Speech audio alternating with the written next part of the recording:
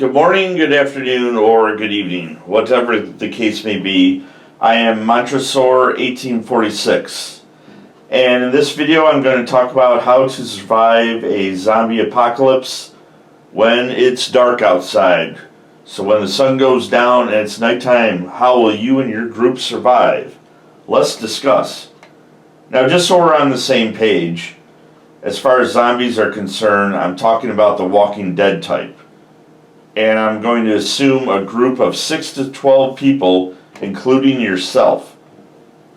Now, the first thing you're going to want to do is find shelter. Shelter to give you protection. Now, that shelter could be a mall, it could be a police station, it could be a boat, it could be a school. And every shelter, whatever you pick, is going to have its pros and cons.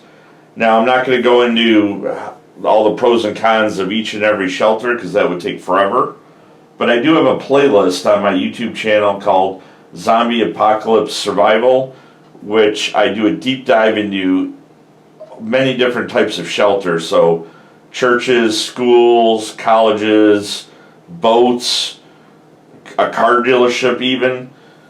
And like one video, I take the airport, I go into the pros and cons, and I do a deep dive into it. So if that's something you're interested in, check out my playlist. The first thing that you and your group are going to want to know after you find your shelter is when will the sun set. So you want to know the exact time the sun sets, the exact time it gets dark. And I would have a rule that everybody must be at the shelter 20 minutes before the sun sets. This way, if there's any problems, anything crops up, you've got 20 minutes of daylight to address the issue. I would have a rule that nobody travels alone. There must be at least minimum of 2 people in each group.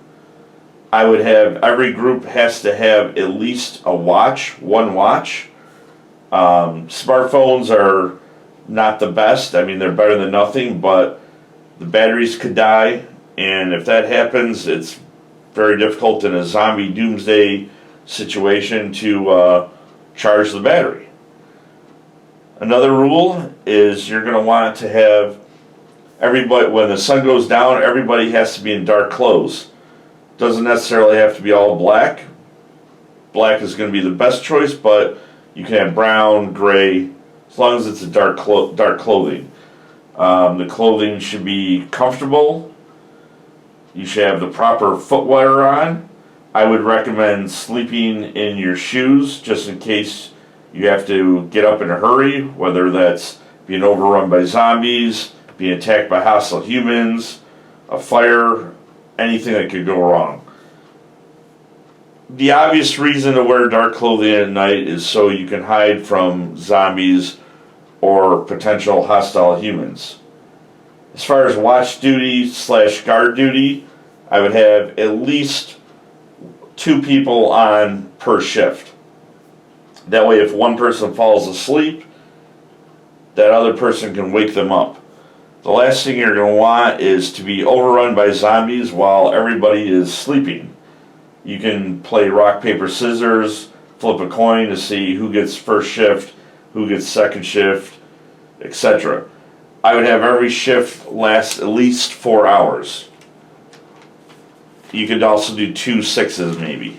But I think 4 hours per shift is could be the best bet there. Now, what if you don't have a shelter?